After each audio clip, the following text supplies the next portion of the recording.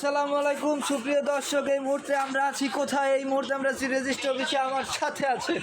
আমার সাথে আছেন স্বনাম ধন্য মনোহরপুরের কীর্তি সন্তান, আগামীর ভবিষ্যৎ সুযোগ্য নেতা, আগামী দিনের 7 নং ওয়ার্ডের মেম্বার পদপ্রার্থী জনাব আব্দুল্লাল শিহাব।